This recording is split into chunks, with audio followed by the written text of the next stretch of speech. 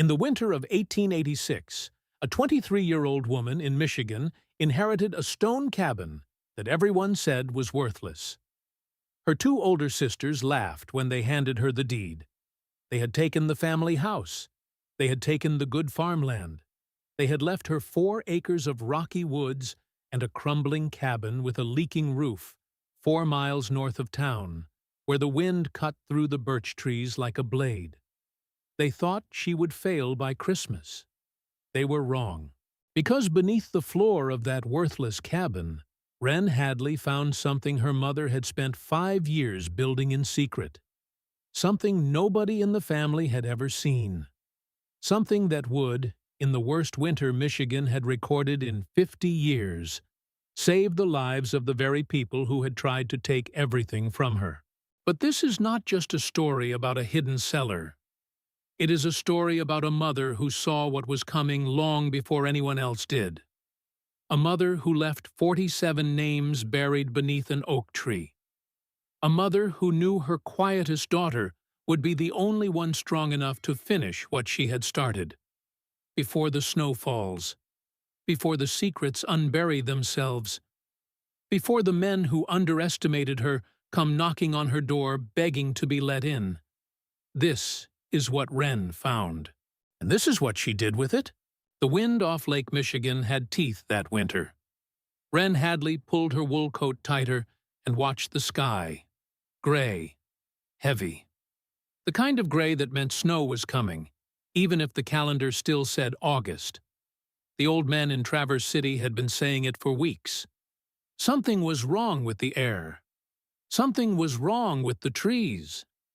She did not know yet that they were right. She was 23 years old. She worked at Holloway's General Store, sweeping floors and stacking flour sacks for $1 a week, and a cot in the back room. She wore the same brown dress every day.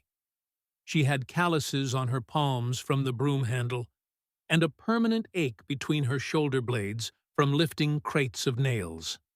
She was nobody. Or so the town believed. And on the morning of August 4th, 1886, her mother died in her sleep. Cora Hadley went the same way she had done everything else. Quietly. Without asking. Without warning. Without leaving a note on the kitchen table or a final word for the daughters she had raised in that little farmhouse outside town. Or so it seemed. By the time Wren got the news and walked the 2 miles home, the kitchen table was already cleared. Her 2 older sisters had moved fast. Faster than the body in the back room had even cooled. Odell stood at the head of the table. 31 years old. Spine like a railroad tie. Hair pulled back so tight it looked painful. She had a sheet of paper in front of her and a pencil in her hand, and she was reading from a list. Tessa sat beside her. 27. Soft mouth. Soft eyes. A woman who had spent her whole life nodding at whatever Odell said and would keep nodding until the day she died. Wren stood in the doorway in her work apron. She still smelled like floor dust and dry goods. She had not even been allowed to see her mother's face yet. Odell did not look up. "The house goes to me," she said. "The 40 acres along the river bottom go to Tessa. The savings, what's left after the funeral, we split." Wren waited. Odell finally lifted her eyes. And then she did something Wren would remember for the rest of her life. She softened her voice. She softened it on purpose, the way a knife softens when you wrap it in silk. "I'm sorry, Wren. Mama left you the cabin." The cabin. The stone cabin 4 miles north of town, on rocky ground nobody could plow, with a roof that leaked, with a chimney that did not work, with a well a 1/4 mile away through dense birch, the piece of land that had been laughed at for 30 years. Tessa let out a small giggle. She did not even mean to. She covered her mouth with her hand. "You could always live in it, Wren, if you wanted to freeze to death by Christmas." Wren did not laugh. She looked at the deed on the table. a folded square of paper, already creased where Odell had pressed it flat with her palm. And then she looked at her sister's hand, because Odell's hand was still on the table, pressed down, flat, like she was holding something underneath it. Wren's eyes lingered there. Just 1 second. 2. But she saw it. A corner of paper, peeking out beneath Odell's thumb. White. Folded. Not part of the deed. Something else. Did Mama leave anything else? Wren asked. Odell did not move her hand. A letter. Anything. There is nothing else. Odell's voice did not waver. She died in her sleep, Wren. There is nothing dramatic here. Take the deed. Try to make something of it. Wren did not push. Not then. Because she had spent 23 years in this family. And she had learned that you find out more in this house from what is not said than from what is. The pressure in those fingers. The flatness of that palm. The way Tessa would not meet her eyes. She picked up the deed. She folded it once. She put it in her coat pocket. And she walked out of the kitchen without saying goodbye to either of them. She would not say goodbye to Odell for a long, long time.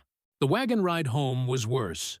Bram Holloway was waiting for her outside, hat in his hand, that practiced look of sympathy he kept hung on a hook near the door of his store, ready for whenever a customer might need it. He was 50 years old. He owned the general store. He owned the only mill on the north side of town. He owned, in one way or another, half the men in Leelanau County. And he had built every bit of it on one principle. Everything in the world had a price. The man who knew the price first had the advantage. He helped Wren up onto the wagon bench like she was made of paper. He did not speak until they were a half-mile down the road. "Terrible thing," he said.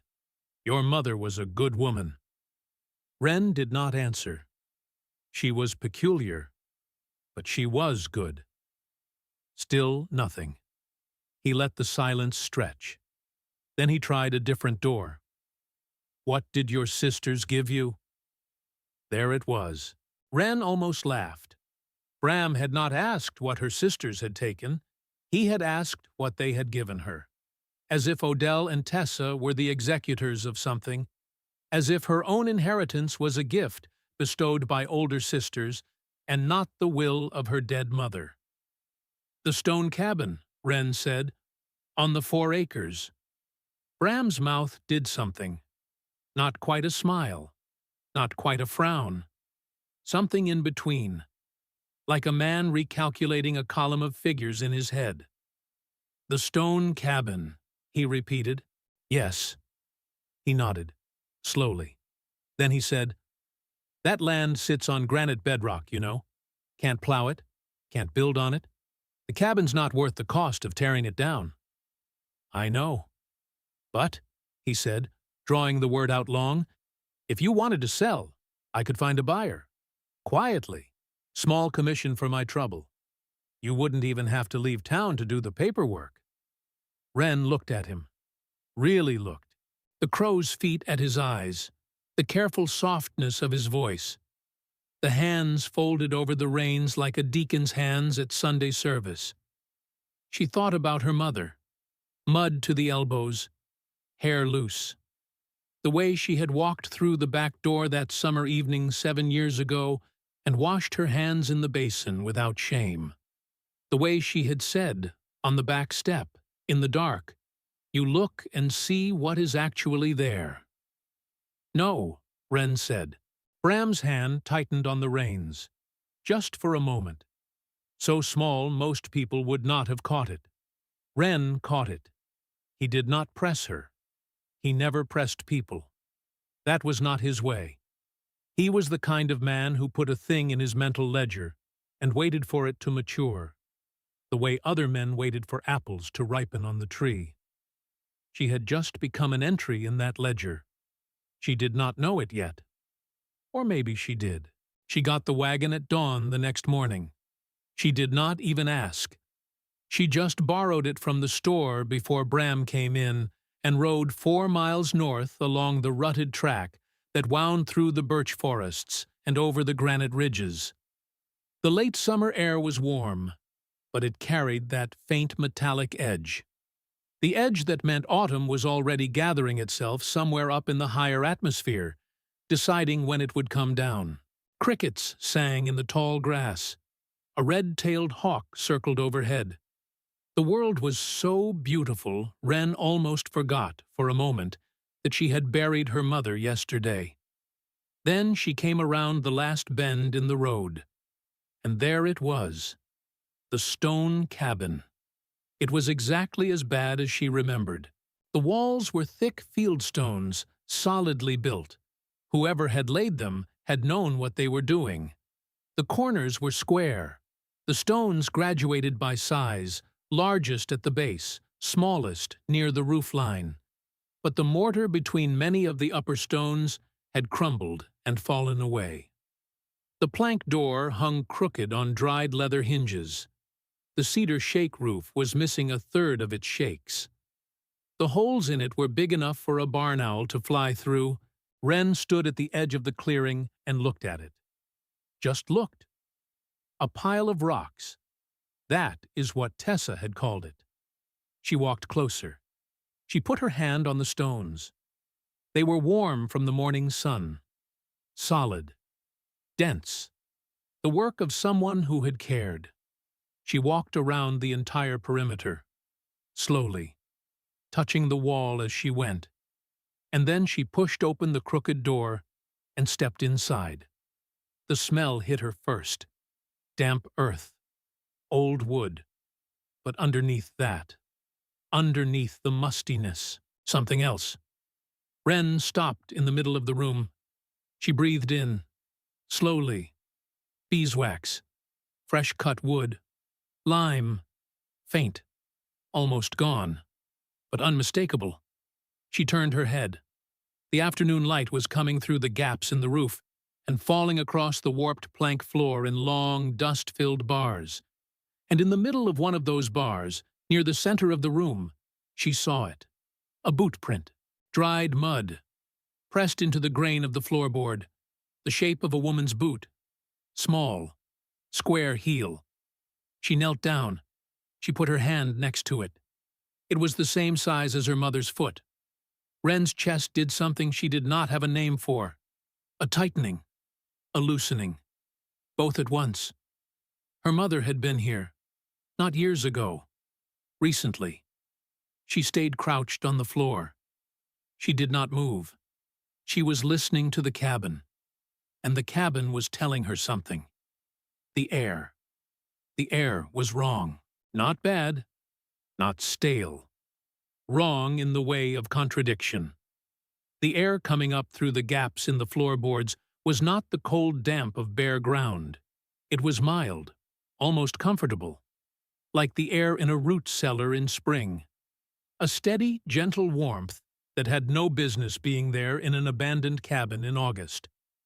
Wren put her hand flat against the gap between two planks. Warm air rose against her palm, like a slow breath. She sat back on her heels. She stared at the floor. Her mother had not been picking mushrooms. Her mother had never been picking mushrooms. She found the iron pry bar in the corner where the disconnected stovepipe lay. It was clean, recently oiled, set down where a person would set it if they expected to use it again soon. Wren wedged it under the first floorboard. She pulled. The board lifted with a soft, dry groan, and the warm air came up around her face like a held breath finally released. She pried up the second board, the third, the fourth. She sat back on her heels and stared down into the dark. It was not bare ground beneath the floor. It was a cellar, a deep one, stone-walled, at least 8 feet down, maybe more. The walls fitted with the same careful fieldstone as the cabin above, except better, tighter. The work of someone who had taken twice as long because, They had known that what you build underground must be stronger than what you build in the open. A wooden ladder leaned against the near wall, solidly built, the rungs polished smooth by use. Waiting, Wren found a candle stub on the windowsill, found a tin of matches in the toolbox by the stove, lit the candle, and lowered herself down rung by rung into the warmth. The air wrapped around her as she descended.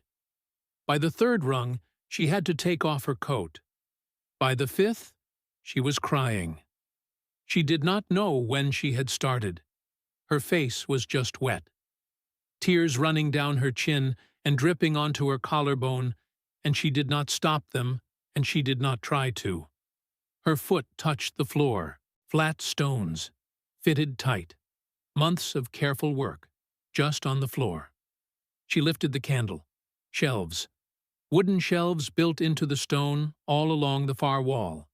And on those shelves, rows of sealed glass jars. Wren stepped forward and lifted one, held it to the candle. Green beans, bright, impossible, glowing in the amber light. Another jar. Tomatoes. Another. Apple butter, dark and rich. Pickled beets, corn relish, blackberry preserves, each jar sealed with wax, each one labeled in her mother's small, careful handwriting. The contents, the date. The oldest jars were dated April 1881. 5 years. Her mother had been coming here for 5 years, 5 years of weekends, 5 years of mud on her boots and on her hands, 5 years of working alone, in secret, on a piece of land everyone called worthless, while Wren slept on a cot at the back of Bram Holloway's store, while Odell ran the family house, while Tessa nodded along to every word Odell said.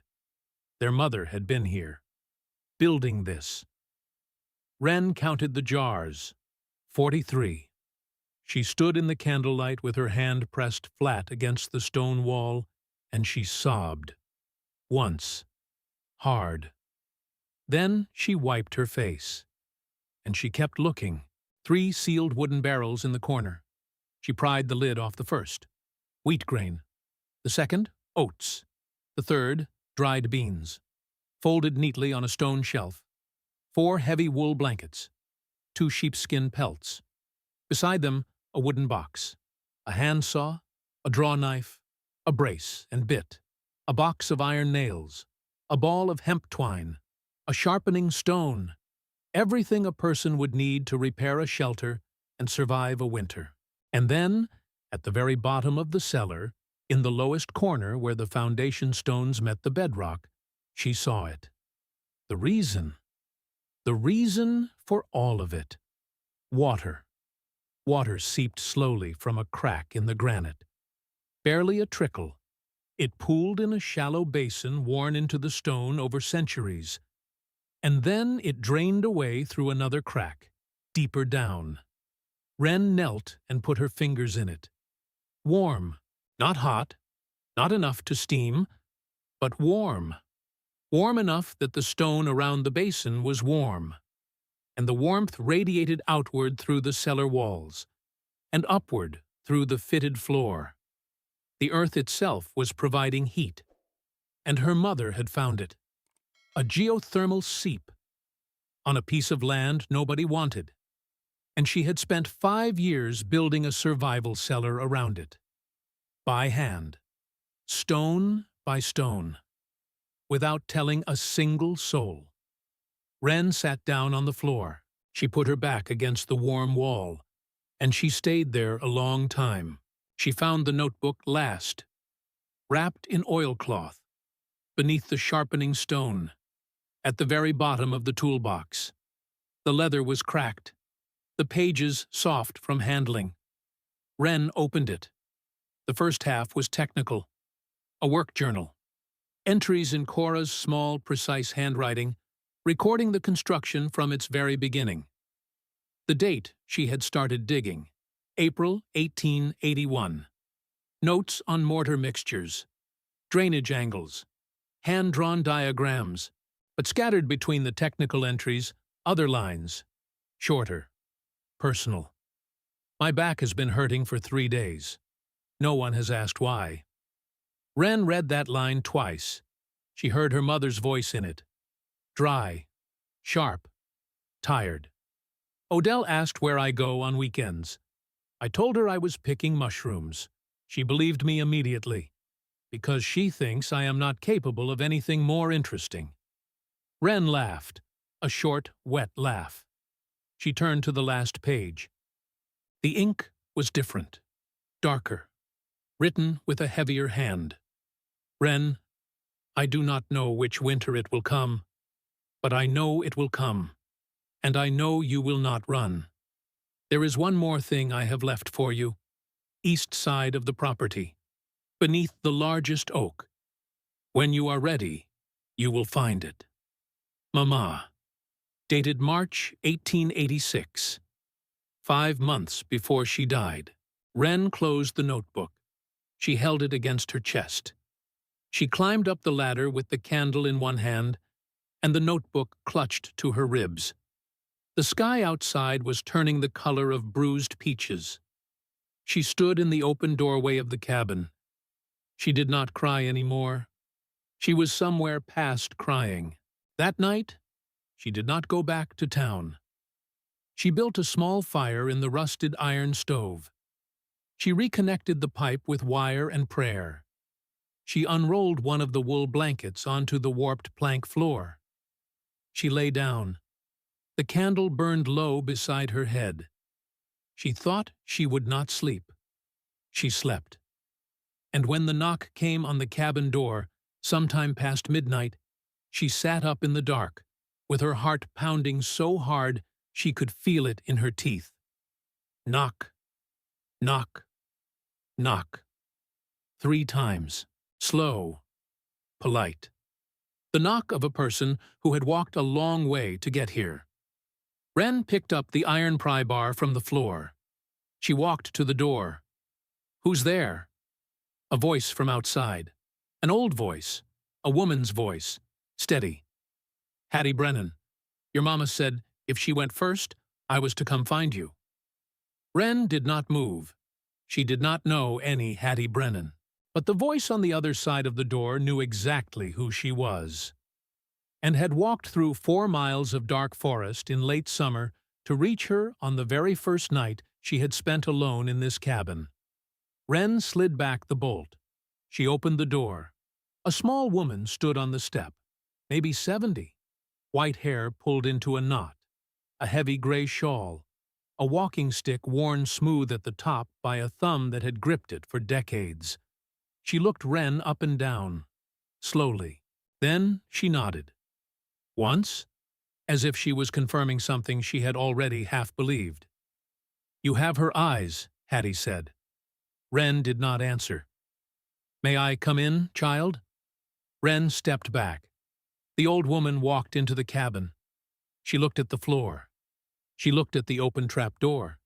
She looked at the wool blanket, the candle, the notebook lying beside it. She did not look surprised by any of it. She lowered herself onto the small stool by the stove. She set her walking stick across her knees, and she said simply, She told me she'd be leaving you a project. You knew about the cellar. I helped carry the lime up here in 1883. My back hasn't been the same since. Wren stared at her. She wasn't alone, Hattie said. 3 words. She wasn't alone. And Wren felt the floor of her understanding shift beneath her feet. Hattie watched her face. There were others, the old woman said. There still are. Others who knew. Others who needed. Wren sat down on the floor across from her. She did not even feel her legs fold under her. Hattie was quiet for a moment. She seemed to be deciding how much to say. Then she said, Your mother watched the winters, Wren. For 20 years, she watched the rings on the cedar stumps. She watched the geese. She watched the way the squirrels stored their nuts in August. And this summer, she saw something she didn't like. The geese came south 6 weeks early. The squirrels were stripping the oaks bare. The cedar growth this year was twice as thick as last year's. What does that mean? It means a winter is coming, the likes of which this country has not seen since before either of us was born. Wren felt the warm air rising from the open trapdoor against her back. She thought of 43 jars on a shelf, for one person. She looked at Hattie. "How many?" she said. "Does she expect to come?" The old woman did not answer that. Not directly. She just said, "Get some sleep, child. We have a great deal of work to do, and not much time to do it in." She stood. She picked up her walking stick. At the door, she paused. She turned back. "There is one thing you should know tonight," Hattie said. "Before anything else." Wren waited. "Your mother thought someone had been watching the cabin these last months. She did not know who, but she was certain." The old woman's voice dropped. Not from fear, from precision.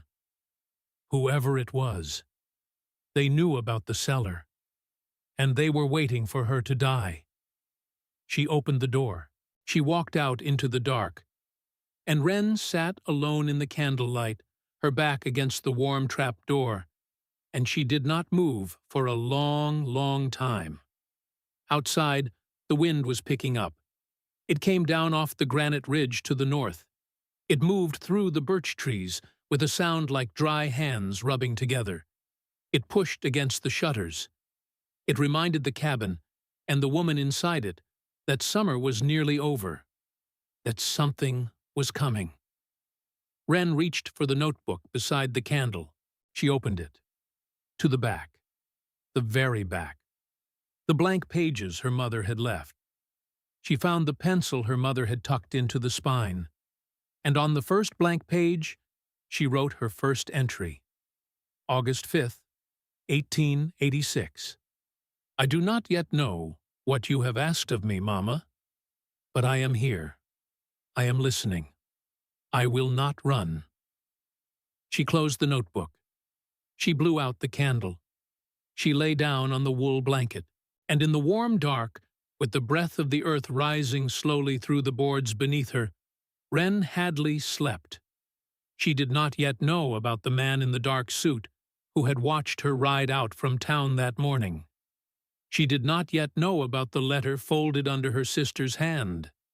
She did not yet know that the reverend in the white church on Main Street had been, for nearly 4 years, planning the day this cabin would be his. She did not yet know any of it, but she would. Soon. The wind came down off the ridge. The birch trees whispered. And 4 miles to the south, in the back room of the parsonage on Main Street, Reverend Silas Welford lit a lamp and opened a leather-bound book of his own. He turned to a page he had been keeping for years. He read down the list of names there. He stopped at one near the bottom. Cora Hadley. He drew a careful line through it. And then, beneath it, in his neat clerk's hand, he wrote a new name. Wren. September came in slow. The mornings turned cold first. Then the afternoons. The birch leaves began to yellow at the tips by the second week. By the third, they were falling. Wren would walk out into the clearing in the early light and find them on the ground like scattered coins. Emmett Langford came up the road on a Tuesday. He was 60 years old. He lived 3 miles south on a small farm he had worked alone since his wife died. He had heavy hands, a weathered face, the patient endurance of a man who had been alone too long and had made peace with it. He had known Cora. He stood in Wren's doorway with his hat in his hands. "Your mother was the smartest person in any room she walked into," he said. The trouble was, nobody else in the room ever noticed. He looked at the gaps in the upper walls. He looked at the leather hinges on the door. He looked at the rusted stove with its disconnected pipe. "You'll need lime," he said, "and river sand. and a froe for the cedar. I don't know what any of those things are. I know, Emmett said. I'll teach you. He did. For 6 weeks, Emmett came up the road. He showed her how to identify limestone by pouring vinegar on it. If the stone fizzed, it was limestone. He taught her to burn it overnight in a hot fire until it became quicklime. Then mix it with sand and water to make mortar that would harden between the field stones and seal the walls against wind and rain. He showed her how to split cedar shakes from green logs with a froe and a mallet. He showed her how to set the grain, how to read good cedar from bad, how to lay shakes on a roof so the overlap shed water without finding a way through. By the end of the first day, her shoulders burned. Her palms were bleeding. But she had 40 new shakes drying in the sun. And the satisfaction of that small pile was worth more than anything she had ever earned sweeping floors. On the 7th day, while they were fitting the new stovepipe through the roof, Emmett told her. He did not look at her when he spoke. He looked at the pipe, at his own hands working the sealant around the joint. He talked the way men of his generation talked about the things that had nearly destroyed them. Quietly, without drama. My wife Sidone died in the winter of '78, he said. Pneumonia. She'd been sick 2 weeks. I did everything I knew. It wasn't enough. She died on a Tuesday morning while I was boiling water for tea she'd never drink. Wren held the pipe steady. I buried her myself, Emmett said. The ground was frozen. Took 3 days. I broke 2 shovels. After the funeral, I drank. Not socially. I drank the way a man drinks when he is trying to dissolve himself. I drank for a month. I stopped feeding the animals. I stopped feeding myself. The farm went silent, and I let it go because silence was the only thing that did not hurt. Wren did not interrupt. One night in February, Emmett said, I took my rifle and walked into the forest. I did not bring a lantern. I did not bring a coat. I walked north through the snow. I did not have a place I was going. I just had a thing I was going to do. He paused. He sealed the joint. Your mother came down the trail, he said. It was past midnight. The temperature was 20 below. She was alone. She had no business being in those woods. She walked up to me. She did not ask what I was doing. She did not ask if I was all right. She just said, Emmett, come home. Tonight is not your night. And I went home with her. He looked up at Wren now. She sat with me until sunrise. She did not preach at me. She did not pray over me. She made me coffee. She fed the chickens for me. She left at dawn, and in the morning I put the rifle back on the wall, and I have not taken it down since. Wren felt her eyes burn. How did she know, she whispered, that you were out there? Emmett's face changed. That, he said, is the thing I want you to understand. Hattie came up the next day. She brought a basket of dried herbs. She brought a small wheel of hard cheese. She brought, tucked inside her shawl, a folded sheet of paper. She unfolded it on the kitchen table. 12 names were written on it. These, Hattie said, are women your mother helped over the last 15 years. Wren read down the list. Some of the names she recognized. The widow of the cooper on Front Street, a washerwoman who lived out by the boatworks, the school teacher's daughter who had moved away to Detroit when Wren was 12. The reason for that sudden move had never been clear to anyone in town. Hattie tapped that name with one finger. Her husband used to put her in the cellar for 2 days at a time, the old woman said. When he was drunk, Cora got her out, got her on a steamer to her cousin in Detroit, bought her ticket with money she'd saved selling preserves. Wren read down further. A girl whose father had drunk himself blind. An Irish widow who had been about to lose her 3 children to the county home. a woman whose husband had broken her jaw on a Sunday morning right after church. 12. Hattie's finger touched another name. Margaret Pell, she said. She lived a quarter-mile from Emmett Langford. Her husband beat her. The night Emmett walked into the woods with his rifle, Margaret was running through her own yard barefoot, trying to reach our house. She had heard the shot her husband fired into the kitchen wall, trying to scare her. She thought it was meant for her. She came across Emmett's tracks in the snow. She saw the boot prints heading north into the woods. She knew. She came to your mother, past midnight, in a nightgown, bleeding.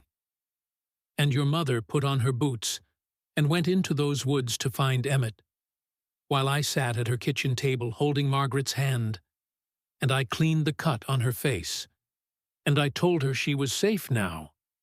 Wren put both her hands on the table. She had to. There is a network, Wren. There has been for almost 20 years. Women who knew about each other. Women who passed messages. Your mother was not the founder. She was the heart. She was the place where the messages came together. She was the one who decided what to do. And the cellar? Hattie looked her in the eye. The cellar is the next step. The thing she had been planning for 10 years. A place that did not depend on anyone's kitchen table. A place a woman could come to in the worst weather, in the worst circumstance, and find a roof, and warm walls, and food on a shelf, and someone waiting at the bottom of the ladder. Wren felt the tears come now. She did not stop them. Why didn't she tell us? Tell me. Hattie's face softened. She was going to. This winter. The October rain came hard. Wren woke before dawn to the sound of it drumming the new cedar roof. For a moment, she felt the satisfaction of hearing rain above her and not feeling it on her face. Then she heard a different sound. Water moving where water should not move. She dropped through the trap door and descended the ladder. The cellar floor was wet. Not flooded, but wet. Water seeping through a crack in the stonework where the east foundation met natural bedrock. A seam Cora had not had time to seal. The rain was finding its way down through the soil. Through that gap. The dark stain spread slowly across the floor toward the shelves. The jars were safe. Cora had built the shelves high enough. Even the failures had been planned for. Wren bailed water for 14 hours. She hauled bucket after bucket up the ladder. By midnight, her arms shook so badly she could not grip the handle. Her knees were bruised. Her back seized twice. At 2 in the morning, she sat in the wet cellar with her back against the wall and her hands hanging between her knees. For the first time since she had found this place, she thought, Tessa was right. This is just a pile of rocks. The thought lasted 30 seconds. Then she looked up at the shelves, at those 43 jars glowing in the lantern light, each one labeled in her mother's hand, each one placed exactly where it needed to be. Cora had not merely hoped the water would stay out. She had planned for the day it would come in. Wren stood up. She went to the creek bed in the rain. She dug clay with her bare hands, thick blue river clay. She mixed it with ash from the cabin stove. She packed the mixture into the crack along the east wall, layer after layer, until the seam was filled. The water stopped. When the rain ended the next afternoon, Wren climbed out into the dripping forest. She looked at her hands, covered in clay and ash, and she felt something shift inside her. Not pride. Recognition. She had failed, and she had fixed it, and the cellar was better for it. Bram Holloway sent the invoice the following week. $12 for 3 uses of the wagon and the mule, with interest. Wren walked the 4 miles into town to look him in the eye when she gave him her answer. She found him behind the counter, sleeves rolled up, weighing flour for a customer. He waited until the customer was gone. Then he set down the scoop. He folded his hands. "You got my letter?" "I did." "I assume you're here to settle." "I'm here to tell you I won't be paying with cash." His eyebrows lifted. The corner of his mouth lifted with them. The look of a man whose game was about to begin. "What did you have in mind?" "I have 8 new cedar shakes left over. Good ones, hand split. I'll bring them in next Tuesday. $12 worth." Bram laughed, short and dry. "Wren, $12 in cedar shakes is 40 shakes. Not 8. $12 in milled cedar. 8 hand-split shakes from the trees on my own land are worth $1.50 apiece in any honest accounting in this county. And you know it." His smile faded. "I'll take my pay in cedar," she said. "Or I'll take my pay in court. Your choice." "Court," he said. "Over $12. Over the principal. I'm a small woman. You're a large man. You think you can squeeze me for it. I'd rather hire a lawyer in Lansing and lose a year on the case than let you start to think I'll let you squeeze me for anything." He stared at her. It was the first time he had ever looked at her. Really looked. As if she were a person and not a column in a ledger. "Tuesday," he said finally.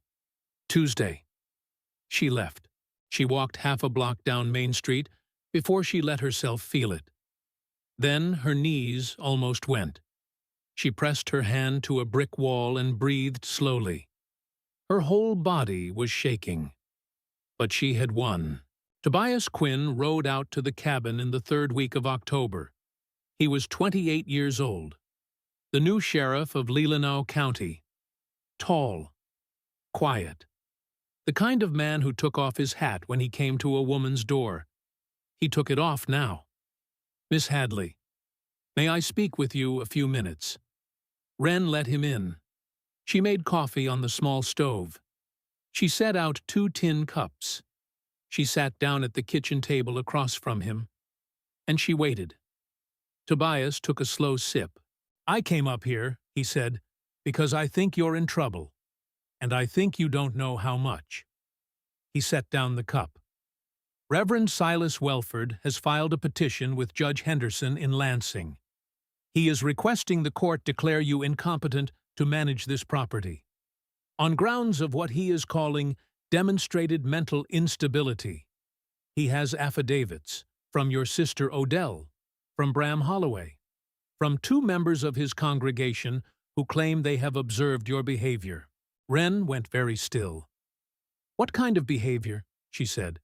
"Living alone in the woods, refusing to come to church, quitting steady employment, talking to yourself, allegedly." "I don't talk to myself." "It doesn't matter. The affidavits exist. The petition exists. And under Michigan law of 1886, an unmarried woman of any age can be declared incompetent on the testimony of 3 respectable men. What happens if the petition succeeds? The court appoints a guardian, almost always male, almost always a relative or a trusted local figure. The guardian gets full control of your property. They can sell it. They can lease it. They can transfer it. You have no legal right to object." Wren put her hands flat on the table. "And you came up here to tell me this, why?" Tobias looked at his coffee for a long moment. When he looked up, his eyes had gone strange. "My mother's name was Marion Quinn," he said. "She was widowed in 1878. My father drank himself to death. He used to break things, furniture, windows, sometimes my mother. I was 7. Wren did not move. "In the winter of 78, Tobias said, my mother and I lived in this cellar for 6 weeks. Your mother brought us up here in a wagon, hidden under blankets. We slept on those sheepskin pelts. Your mother brought food twice a week. She read to me. She read me Bible stories. She read me a book about a boy who runs away to sea. She told my mother that we could stay as long as we needed. After 6 weeks, she put us on a stage to my aunt's house in Cleveland. We came back to Traverse City 3 years later, after my father had died of consumption. My mother is still alive. She is 64 years old. She lives on a small pension I send her every month. And she remembers your mother. Every day. He swallowed. I am here, he said, because Cora Hadley saved my mother and my life. And I will not let what is happening to you happen on my watch. Do you understand me? Wren could not speak. She just nodded. Tobias reached into the inside pocket of his coat. He pulled out a folded paper. This is a copy of the petition. I made it from the courthouse file. I'm not supposed to have it. But I have it. He slid it across the table. Whatever you need from me, he said. Whatever it is. You ask. Hattie came up the next morning. She had to come. Wren had walked the 4 miles into town the night before, in the cold dark, pounding on Hattie's door at midnight. Tobias had insisted on driving her there in his cutter.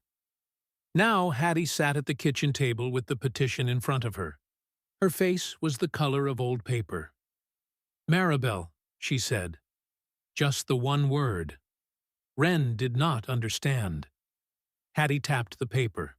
She tapped one of the names on it, a name on the witness list. Maribel Welford, wife of Reverend Silas Welford, member of the First Methodist Church. Maribel was on our list, Hattie said. In 1882, Welford broke her arm with a fireplace poker. She came to your mother in the middle of a blizzard. We hid her in the back of the McKinney barn for 9 days.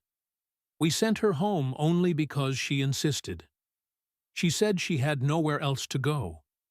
She had no family. She begged us. Cora let her go back. Hattie's voice was tight. Maribel must have told him, years ago, about the network, about your mother, about the cabin. He's known since 1882. Yes. Wren stood up. She walked to the door. She opened it. She walked out into the yard. She stood in the cold October light with her arms wrapped around herself, and she breathed. A reverend. A reverend had been planning to take her mother's cabin for 4 years. A reverend who had broken his wife's arm with a fireplace poker. A reverend who would, in a court of law, swear under oath that Wren was insane. She came back inside. Why? She said. Why does he want it? Hattie looked up at her. I don't know. There has to be a reason. He's not doing this for the love of the land. The land is rocks and pine. Emmett, who had been sitting silent in the corner the whole time, cleared his throat. I might know, he said. They both looked at him. Emmett pulled his pipe out of his mouth. He turned it over in his fingers. He spoke slowly. There's a man in Detroit, he said. Owns 3 breweries. Name of Stroh. He's been buying up land all across northern Michigan for 2 years. Not for farming. For commercial root cellars. Cold storage. The breweries need huge underground spaces with stable temperatures to store beer through the summer. Most natural caves in the state are already claimed. Wren's mouth went dry. A stone-walled cellar, she said, with a natural warm spring keeping it from freezing in winter. Would be worth more to a man like Stroh than the entire Hadley family fortune, Emmett said, combined. Welford has been borrowing money for 3 years, Hattie said quietly. Everyone knows it. He's in debt to half the county. I have wondered for a long time why a man takes loans he cannot pay. Now we know, Wren said. She sat back down. The 3 of them looked at each other across the table. We can fight this, Wren said. Can't we?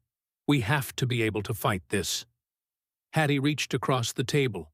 She took Wren's hand. Child, The old woman said, "Your mother already started fighting it, 8 months before she died." Wren looked up. "What?" "The night before she passed," Hattie said, "she came to my house. She gave me a sealed envelope. She said if anything happened to her in the next year, I was to take it to Judge Henderson in Lansing personally.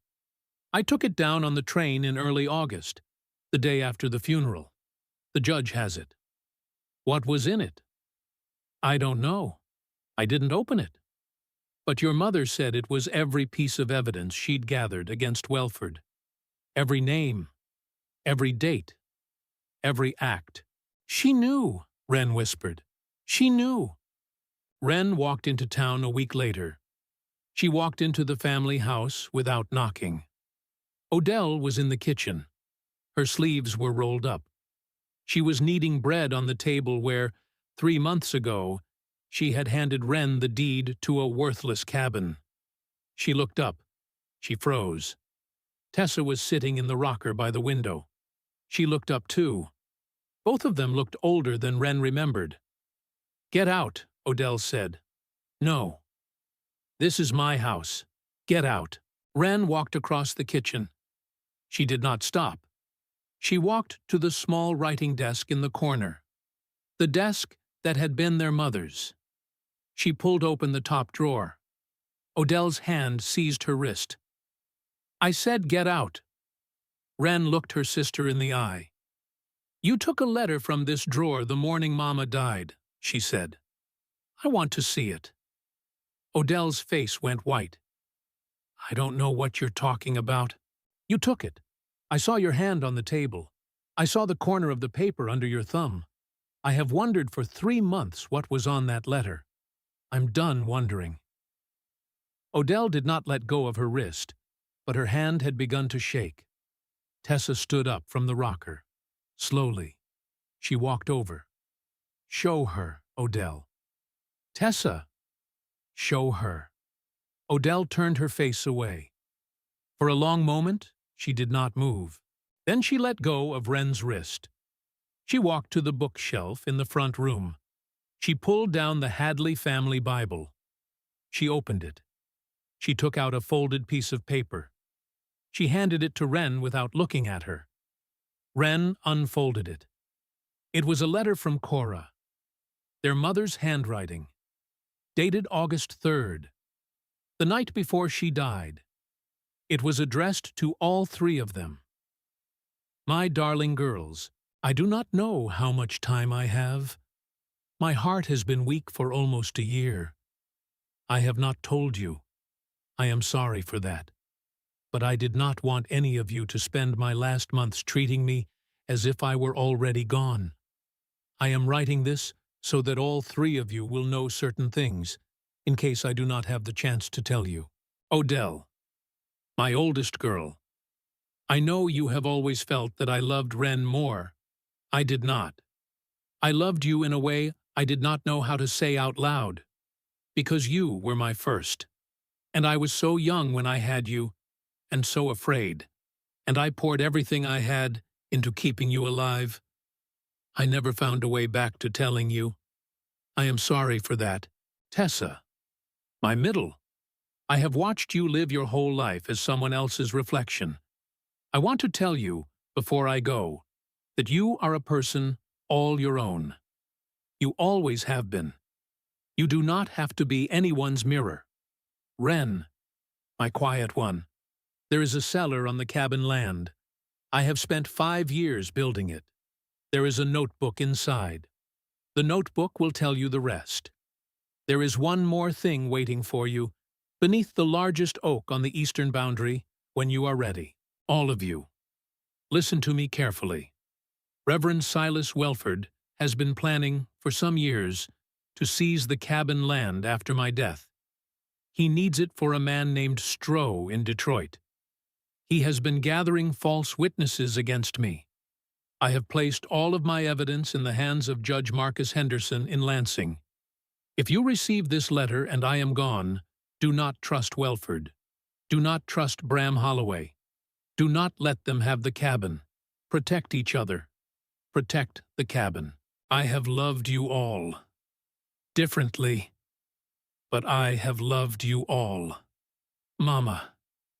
Wren lowered the letter. She looked at her oldest sister. Odell was crying now, silently, standing in the middle of her own kitchen, with flour on her hands and tears running down her face.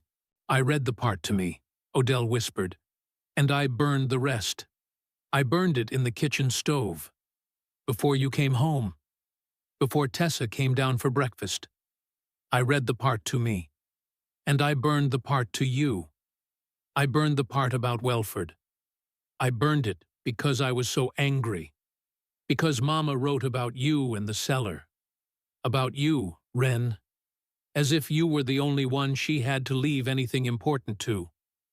Why did you keep your part? Odell looked down at her own hands.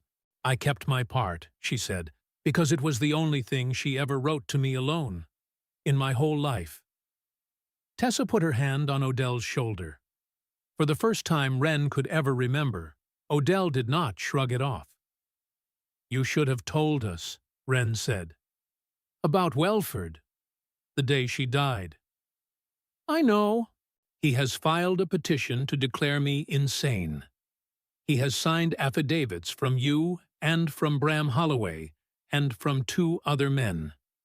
He is going to take the cabin from me, Odell. By the time the snow melts, he is going to take it. And if Mama had been right, and there was warm water under the floor of that cabin, then he is going to sell it for a fortune. And he is going to make sure I am locked in a county home for the rest of my life, so that I cannot ever testify against him. Odell's knees went. She sat down on the kitchen floor, in her own flour, and she put her face in her hands. I didn't know about the petition, she said. He told me he was filing a paper to help you. He said you needed help. I signed the affidavit a month ago. He told me it was about getting you medical treatment. He said you were in danger of harming yourself out there alone. You believed that. I wanted to believe it. I wanted. She looked up. Her face was a wreck. I wanted Mama to have been wrong about you. I wanted her to have been wrong to leave you the cabin. I wanted to be the one she had been right about. Tessa knelt down beside her. Wren stood there for a long moment. Then she walked to the front room. She came back with paper and ink and the family pen. She set them on the table.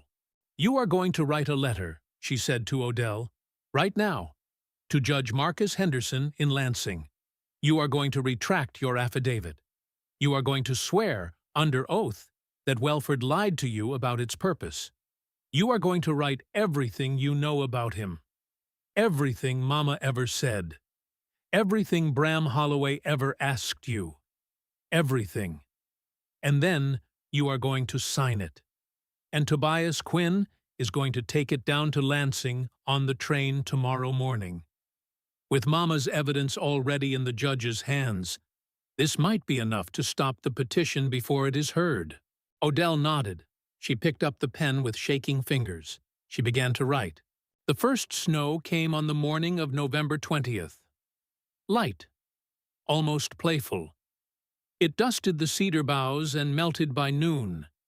But the old men in town said the lake was still warm, holding heat the way a cast iron pan holds heat long after you pull it from the fire. When that warmth met the cold air rolling down from Canada, the sky would open in a way most people in lower Michigan could not imagine. Lake effect snow is not weather. It is punishment. Wren spent the next 2 weeks sealing the cabin. She caulked the windows. She banked earth against the north wall. She rechecked every joint of the new stovepipe. She moved more supplies down into the cellar. She added another row of shelving along the south wall. She brought down 2 more wool blankets Hattie had given her from her own bed. Tobias rode out every 3 days to check on her. He brought news from Lansing. The petition was held up. Judge Henderson had received Odell's retraction. He had also received, 2 days later, 3 more sworn statements. From the schoolteacher's daughter in Detroit. From the widow of the cooper on Front Street. From Margaret Pell in Sutton's Bay. 3 women Cora had saved. All of them had taken trains and stages in the early winter to swear what they knew about Reverend Silas Welford. He was not going to be granted his guardianship. He was going to be arrested. The marshals from Lansing would arrive in early December. Wren listened to all of this. She nodded. She thanked Tobias, but she did not feel safe, because she could feel it in the air, in the way the geese had stopped flying south. They had all already gone. In the way the squirrels were not coming out of their holes anymore. They had finished. In the way the silence in the forest had become absolute. Something was coming. Something was coming for the cabin before the law could come for Welford. She did not have to wait long. On the night of December 8th, the temperature dropped to 20 below. The wind began at sundown and did not stop. It came down off the granite ridge with a sound Wren had never heard a wind make before. A low animal moan. A sound that seemed to come from inside the earth and not from above it. By midnight, there were 3 feet of snow on the ground. By 2 in the morning, there were 5. By 3, the wind had reached a pitch that made the cedar shakes on the roof rattle in their pegs. Wren sat in the cellar with Hattie and Emmett. The lantern was low. The stove was warm. The mineral spring murmured in its rock basin like a sleeping animal. They had food for 9 days. They had each other. They thought they were ready. Then, at 20 minutes past 3 in the morning, Wren heard it, a pounding, through 5 feet of snow, through 3 feet of cabin floor, through the trap door above their heads, pounding on the cabin door. Frantic, desperate. Hattie sat up. Emmett reached for his rifle. Wren went up the ladder. She opened the cabin door. And there, on her doorstep, was her oldest sister, Odell, holding their middle sister, Tessa, in her arms. Tessa was not moving. Her lips were the color of ash, and behind them, just emerging from the wall of blowing white, came a heavy sled drawn by 2 horses, driven by Reverend Silas Welford, with 3 men hooded against the wind sitting on the runner behind him. Welford's right hand was inside his coat. He was smiling. Welford held up the papers in his gloved hand. The wind tore at them. The lantern light made the ink dance. He had to grip them with both hands to keep the storm from ripping them away. "Court order," he shouted over the wind. "Signed by Judge Henderson. You are declared incompetent to manage this property. You will vacate by sunrise."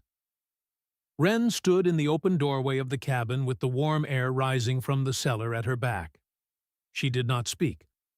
Behind Welford, 3 men sat on the runner of a heavy sled, hooded, hunched. One of them had a rifle laid across his knees. The horses were already steaming. Their breath came out in white columns and froze in their lashes. Behind Wren, Odell was on her knees in the snow, holding Tessa. Tessa was not moving. Her lips were the color of ash. "Wren!" Odell's voice was a thin crack. "Please, Wren, please." Wren did not look at her sister. She looked at the Reverend. "My sister is dying," Wren said.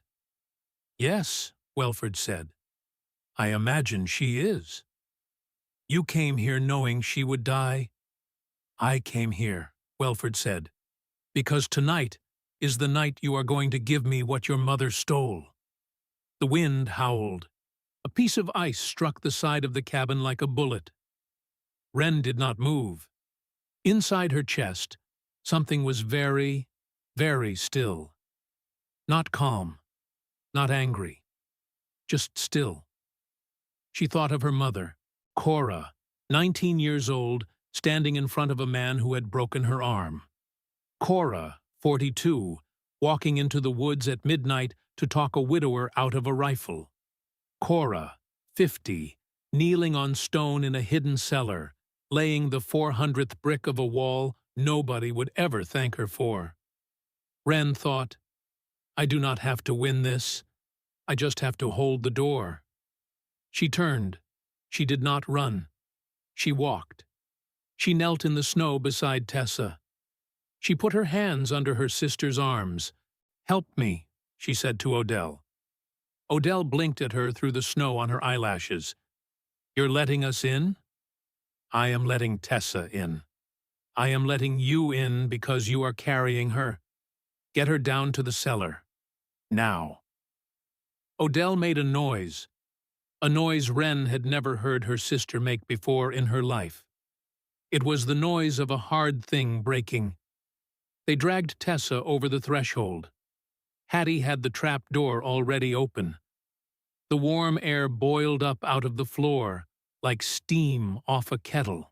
Down, down, both of you. Strip her wet things. Get her on the sheepskin. Emmett, water on the stove. They got Tessa down. Wren came back up the ladder. She did not close the trap door. She walked back to the open cabin door, and she stood there, framed in the warm yellow light of the cellar lamp behind her. Welford had not moved. His 3 men had not moved. The Reverend looked at her, almost amused. Have you decided to be reasonable? He said. No. You will all freeze in there together. The cellar is fine. But it will not last 9 days, child. I know how much your mother stocked. I have known for years. Of course you have. So then, he smiled, a pale, thin, papery smile. Come out. Sign the deed over to me. I will get your sister to a doctor. Wren tilted her head. You don't have a doctor with you, Reverend. No, he admitted. You don't have a sled big enough for 6. No.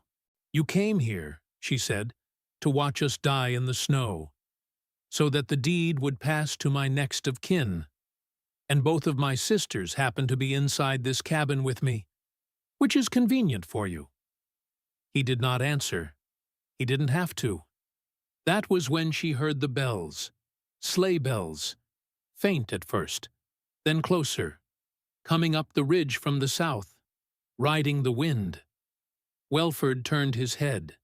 His men turned with him. Out of the howling white came another sled. 2 horses, a driver standing up at the reins, 4 men behind him in heavy coats, and a tall figure on the bench beside the driver. It was Tobias Quinn. It was Tobias Quinn and 4 men Wren did not recognize. Welford's face changed. He took a step backward. His gloved hand went to the inside of his coat.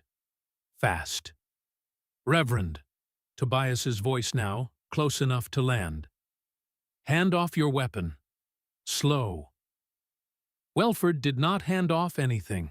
He lifted the pistol from his coat with a hand that was not quite steady. He pointed it at Wren. Stop where you are, Quinn. Tobias stopped. The 4 men with him stopped. The wind kept moving. Wren did not flinch. Reverend, she said, lower the gun. Be quiet. Lower the gun. Quiet, girl. Tobias took a step forward. Slow. Careful. His hand was on the butt of his sidearm, but he had not drawn it. Silas, Tobias said. The man's first name, like a doctor talking to a sick child. Your court order was vacated 3 days ago by Judge Henderson, the same judge whose signature you've been waving around. He was real interested to see his own name on a document he did not sign. Welford's hand twitched. What are you talking about? I'm talking about Cora Hadley, Reverend. I'm talking about the letter she sent to Judge Henderson last June, with the affidavits, 12 of them, signed by women you've spent the last decade pretending didn't exist, including your wife. The pistol shook. That's a lie. It's in the courthouse safe in Lansing, Reverend. I saw it myself. Last week, the judge thanked me for my service. The state marshals are riding up here as soon as the storm breaks. They are coming for you, Silas. The wind gusted. The pistol shook harder. And in that small, frozen moment, Wren saw something on the Reverend's face she would carry with her for the rest of her life. It was not rage. It was not even fear. It was the face of a man realizing that a woman he had dismissed as quiet had outthought him by years. He had been planning her ruin since 1882. She had been planning his since 1883. He had just never noticed. The pistol lowered, slowly. It dropped into the snow with a soft thump. Tobias was on him in 3 strides. Iron cuffs, snapped tight. Welford did not resist. He just stood there with his hands behind his back, snow blowing into his open mouth, and stared at the cabin. At the warm yellow light spilling out of its open door. At the woman standing in that doorway. As if, for the first time in his life, he was looking at something he genuinely did not understand. The 3 hooded men on Welford's sled climbed down. They put their hands up. One of them spoke. "We didn't know, Sheriff. He told us we were enforcing a court order. He said the woman was unwell." Tobias looked at them. "Get on the sled, all 3. Drive yourselves home. If I find out one of you laid a hand on her tonight, I'll know where to find you." They nodded. They were gone in less than a minute. Tobias and his 4 men loaded Welford onto their own sled. The Reverend turned his head one last time. His eyes met Wren's. He did not speak. But Wren did. She stepped forward into the snow, right up to the side of the sled. The wind whipped her hair around her face. Her cheeks were already going numb. She looked down at the man who had wanted to take her cabin, and she said, very quietly, only for him, "My mother loved you, Reverend, even after what your wife told you, even after she knew what you were planning. She prayed for you every Sunday, right there in your own pew. Did you know that?" Welford closed his eyes. A single tear slid down the side of his nose. It froze before it reached his beard. The sled drove away into the white. That was the last anyone in Leelanau County saw of Reverend Silas Welford as a free man. He was held in the jailhouse in Traverse City for 2 weeks, waiting for the state marshals from Lansing. The marshals came. They took him to the Capitol. He was tried in the spring of 1887 for forgery, conspiracy, and the attempted seizure of property by fraud. He was sentenced to 12 years at the Michigan State Prison in Jackson. He never returned to Leelanau County. His wife, Maribel, did. But that comes later. Bram Holloway, when news reached him later that night, attempted to leave town. He hitched his fastest horse to a small cutter. He drove south. He made it 11 miles before the storm closed the road, and the horse went down in a drift up to its chest. Bram managed to walk back. He arrived at his own store at 4 in the morning. He survived. But he was finished. He had borrowed against the cabin land. He had borrowed against the timber rights he expected to own. The bank in Traverse City foreclosed on his store before the snow had fully melted in April. By summer, he was a clerk in a shop in Sheboygan, working for a man who used to work for him. He never spoke of Cora Hadley again. Some forms of justice arrive without anyone having to lift a hand. Inside the cabin, the world was different. 6 bodies in a cellar built for one. Wren, Odell, Tessa, Hattie, Emmett. And, by the 3rd day, when he could finally make it through on snowshoes, Tobias Quinn. 6 people. 43 jars on the shelves. 3 barrels of grain. 4 wool blankets. 2 sheepskins. It was tight. It was very tight. But it was warm. The mineral spring kept on doing what it had always done. Quiet, patient, faithful as a heartbeat. Tessa came back to them on the second day. She woke up under 3 blankets on the sheepskin bed in the warmest corner. Hattie was sitting beside her with a tin cup of broth. The old woman lifted Tessa's head. She fed Tessa 1 sip of broth, then another. Tessa opened her eyes. She saw the stone ceiling above her. She saw the candlelight moving across it. She started to cry. Not loud, not dramatic, just a slow, steady weeping. The crying of a person who had been frozen for a very long time and was beginning, finally, to thaw. Wren came over and sat on the floor beside the bed. She held her sister's hand. She did not speak for a long time. Tessa finally said, "I let her decide everything. I know. All my life. Odell decided everything.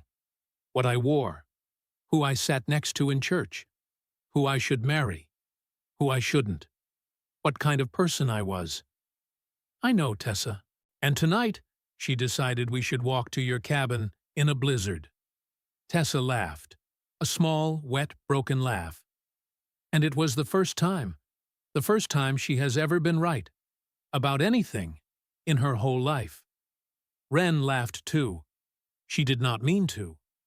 "That's not fair to her," Wren said. "No," Tessa whispered, "but it is true." On the third night, Odell did the thing Wren had been waiting for. The thing Wren had not even known she was waiting for. Until it happened. The cellar had settled into the rhythm of a small ship at sea. Hattie slept against the warm wall. Emmett dozed sitting up. Tessa breathed slowly under her blankets. Tobias kept watch by the lantern at the foot of the ladder. Odell sat against the cold wall. She had not slept since they came down. She was staring at the shelves, at the 43 jars. Wren sat down next to her. For a long time, neither of them spoke. Then Odell said, very quietly, "How long did she work on it?" 5 years. Alone? Mostly. Hattie helped sometimes. Emmett with the stovepipe. A few of the women in the network with the supplies, but the stones, the walls, the shelves, Mama did those alone. Odell put her face in her hands. "Don't," Wren said. "I have to." "You don't." "I do, Wren. I have to say it again, out loud, where she can hear me." Wren waited. Odell did not lift her face. She spoke into her own palms. "I am sorry. The wind howled outside. I am sorry I burned the letter. I am sorry I signed Welford's affidavit. I am sorry I called Mama strange. I am sorry I watched her die, and the first thing I did was count the silverware. I am sorry I laughed at the cabin. I am sorry I spent 31 years making myself the only person in this family who mattered, because I was so afraid of being the one who didn't." She lifted her face. "Will you forgive me, Wren?" Wren put her arms around her sister, and Odell. The granite column, the railroad tie, the woman who had run the family house with the precision of a foreman and the cruelty of a clerk. Odell Hadley collapsed into her younger sister's shoulder and cried.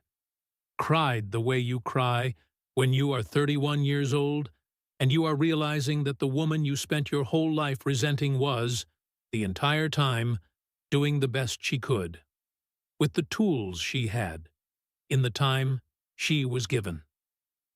Hattie watched from across the room. The old woman did not say anything. She just nodded. Once, slowly, Hattie told the story of Cora on the 7th night. The storm was beginning to break. They could hear it in the wind. The howl had gone out of it.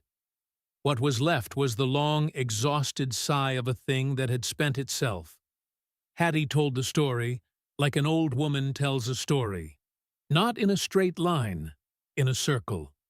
She said, Cora was 19 when she came to Leelanau County. in 1855. She came with a baby on her hip and a black eye she would not explain. The baby was Odell. The black eye was from a man Cora never named. To anyone. Ever. She rented a room above the bakery in Traverse City. She took in laundry. She raised Odell on biscuit dough and stubborn will. After 3 years, she met Oliver Hadley. He was a good man, quiet, patient. He had inherited a small farm, and he had 2 strong hands. He asked Cora to marry him in the spring of 1858. She said yes, and in 1859 they had Tessa, and in 1863 they had Wren. Cora never told Oliver about the man who had given her the black eye. Oliver never asked. That was the kind of marriage they had. Oliver passed in 1877. Pneumonia. Cora was 41 years old, and a widow with 3 daughters. The youngest was 14. It was the next year, the winter of '78, that everything began. Margaret Pell came to Cora's door in a nightgown in a blizzard. Emmett walked into the woods with a rifle. Marin Quinn arrived 3 days later with her 7-year-old son hidden under a quilt in the back of a wagon.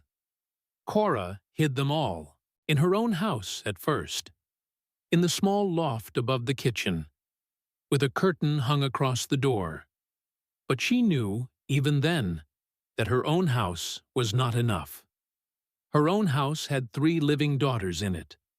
Her own house had neighbors who saw who came and went. Her own house could be searched. She needed something else. She needed something that did not exist yet. So she began to look. For 4 years she walked the rocky woods north of town, on weekends, with Hattie sometimes, alone mostly, looking for the thing she had begun to dream about, a place that could be hidden, that could be defended, that could be warm even in the worst weather. She found it in the spring of 1881. On a Sunday afternoon, she had stepped on a piece of warm ground. She had stopped. She had knelt. She had put her hand flat on the moss. And she had looked up at Hattie with the look of a woman who had just understood something and was now arranging the rest of her life around it. "Hattie," she had said, "I think I just found my cellar." Hattie paused. The fire ticked in the small stove. "She built it stone by stone," the old woman said. "Most of it she dug alone. When she could not lift a rock, she rolled it. When she could not roll it, she chiseled it smaller. She would come home Sunday night, and she could not raise her arms above her shoulders. And she would tell her daughters she had been picking mushrooms. And one of her daughters." Hattie looked at Odell, believed her, because that daughter did not yet know what her mother was. Odell was crying again, quietly, without trying to stop. And one of her daughters, Hattie said, looking now at Wren, did not believe her, but did not ask, because she knew, some part of her knew, that whatever Cora was building, Cora would explain, when the time was right. Wren felt her mother's hand on her shoulder. Through 40 years of distance, she did not look around, because she knew that if she looked, no one would be there. But she could feel it. The storm broke on the morning of the 9th day. The sun came up over the granite ridge and lit the world like the inside of a bell. Everything was white. Everything was still. The cabin was buried to the eaves. They had to dig their way out through the chimney chase and across the snow on planks Emmett had stored for exactly this purpose. The world had been remade overnight. A man walked up the ridge through the new powder, moving slowly on snowshoes. A state marshal from Lansing. He had ridden up the moment the storm cleared. He had come for Reverend Welford. Tobias took him into Traverse City to find his prisoner. The rest of them stayed in the cabin. For 3 more days, while the roads cleared, They stayed. They cooked. They washed. They dug the wood pile out of its drift. Emmett reset the stovepipe where the wind had loosened it. Hattie taught Tessa how to dry herbs on a string. Odell, of all people, learned to chop wood. She was terrible at it. She got better. Wren watched her sister on the third afternoon. Odell was bent over the chopping block. Her hair had come loose. Her face was flushed. She brought the axe down on a piece of cedar and split it cleanly. She looked up. She saw Wren watching her. She smiled. It was the first real smile Wren had ever seen on Odell's face. It changed her sister entirely. On the fourth morning after the storm, Wren took a shovel and a small iron box from the toolbox. She walked east through the snow, to the largest oak, the one her mother had told her about. The drift around the base was up to her thigh. She dug. For an hour. Then for another. Hattie came out with a thermos of broth. Tobias came out with a second shovel. Together, they uncovered the frozen earth at the base of the trunk. She dug down 2 feet. She hit metal. She lifted out a heavy oilcloth bundle wrapped twice around with greased twine. She took it back to the cabin. She opened it on the kitchen table. With Hattie, Emmett, Tessa, Odell, Tobias, all watching. Inside the oilcloth was a tin box. Inside the tin box was not gold. Inside the tin box were 47 envelopes. Each envelope had a name written across it in Cora Hadley's small, careful hand. Each envelope was sealed with a single drop of wax, and on top of the stack of envelopes was a letter. The letter was for Wren. She picked it up. Her hands were shaking. Not from cold. From something else. She read it aloud. "My darling girl, if you have dug this far, then you are ready. I did not leave you gold. I did not leave you silver. I left you work. 47 women, Wren. 47 women I knew about. 47 women I did not get to in time. I have written each of their names on an envelope. Inside each envelope is a letter to her. I never had the chance to send them. I did not have enough days. You have days, Wren. You have years. I am not asking you to do this. I am not commanding you. I am only telling you what is here, and telling you that I believe, with everything in me, that you are the daughter who can carry it, if you choose to walk away. The cabin is yours. The land is yours. The cellar will keep you warm for the rest of your life. You owe me nothing. You owe these women nothing. They are not your debt. But, Wren, they are not nobodies either. Someone has to be the woman at the bottom of the ladder. Mama." Wren lowered the letter. She looked around the table. Hattie, 70 years old. Her hand on the table, steady as stone. Emmett, 60. His eyes already wet. Tobias, 28. The young sheriff. Tessa, 27. Soft mouth. Soft eyes. But the eyes were different now. The eyes had something in them that had not been there before. And Odell. Odell was watching her. 31 years old. The granite column. The railroad tie. The woman who had taken everything and burned a letter, and now sat at this table with her hands folded in front of her and waited. To be told. What to do. Wren had never seen her sister wait to be told what to do. It was the most generous thing Odell had ever offered her. Wren put the letter down. She looked at the stack of envelopes. 47 names. 47 lives. She picked up the top envelope. She read the name on it. Eliza Marston. She held it in her hand. Light in her palm. Almost weightless. She looked at her sisters. She looked at her friends. "Well," she said, "I suppose we ought to start with this one." That spring. The spring of 1887. The world began to thaw. Odell sold the family house in town. The good one.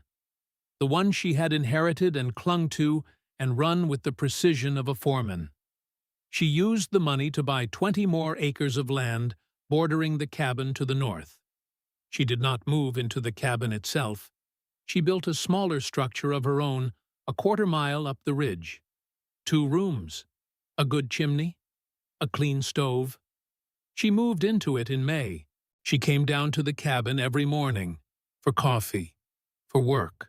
Tessa stayed in the cabin at first. She was not ready to live alone.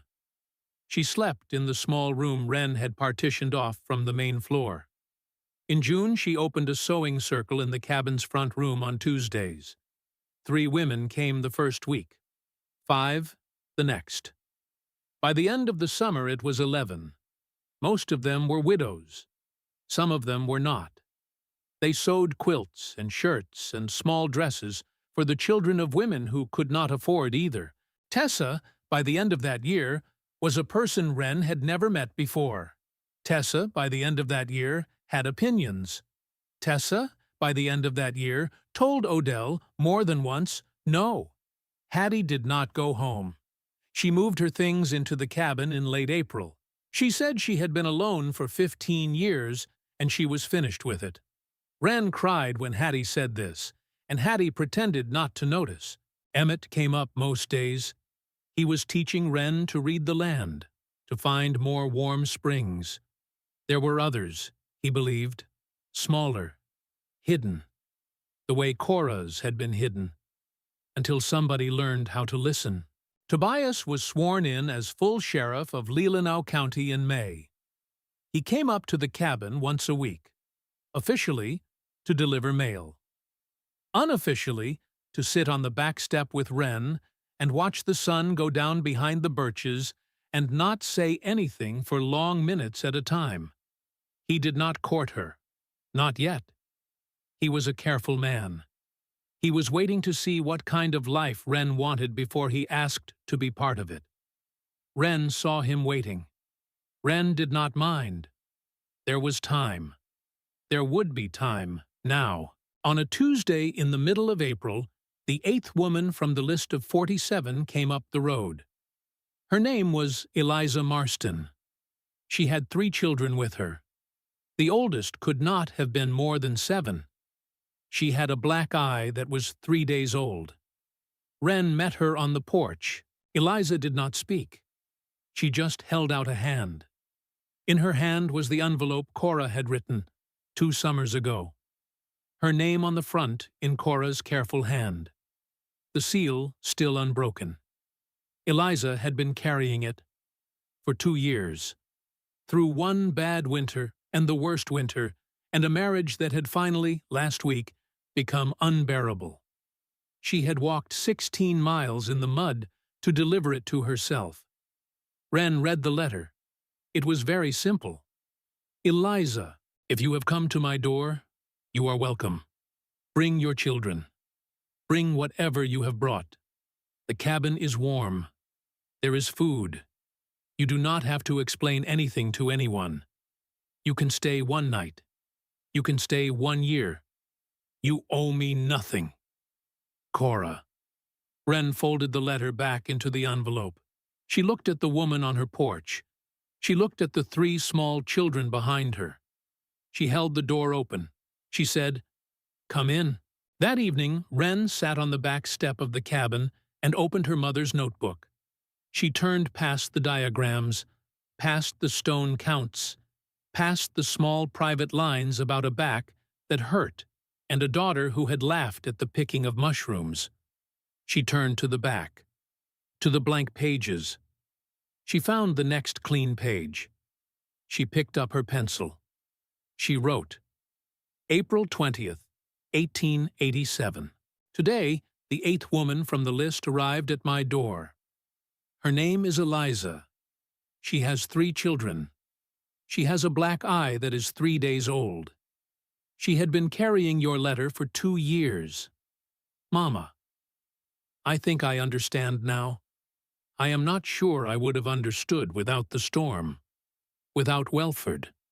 without sitting in this cellar for 9 days with my sisters. You did not build this place to save yourself. You built it because you believed someone would come who needed it more than you did. And because you believed, when she came, someone would be here to open the door. That is the whole thing, isn't it? To be the one who is here when she comes. Mama, I am here. I will be here. For all 47 of them, and for whoever comes after. Your girl, Wren. She closed the notebook. She set it on the step beside her. The April light was softening into evening. The air smelled of melting earth and new grass, and somewhere, very faintly, of wood smoke from Odell's chimney up on the ridge. A doe stepped out of the birch trees at the edge of the clearing. Behind her came a fawn, still spotted, still small, the kind of fawn that has not yet learned which places to be afraid of. The two of them stopped at the edge of the long grass. They looked at Wren. Wren looked back. She did not move. The doe lowered her head. The fawn followed. Together they crossed Wren's clearing as if it were the safest place in the world, and disappeared into the trees on the far side. The wind moved softly through the birch. Inside the cabin, Wren could hear voices. Hattie was laughing at something Tessa had said. Eliza's children were already asleep on the sheepskin pelts in the warmest corner of the cellar. Emmett's bootsteps creaked on the new oak floorboards. Wren sat on the step, her mother's notebook beside her, her mother's land beneath her, her mother's promise carried now in her own 2 hands. The world was warm. The world was warm. And the door was open.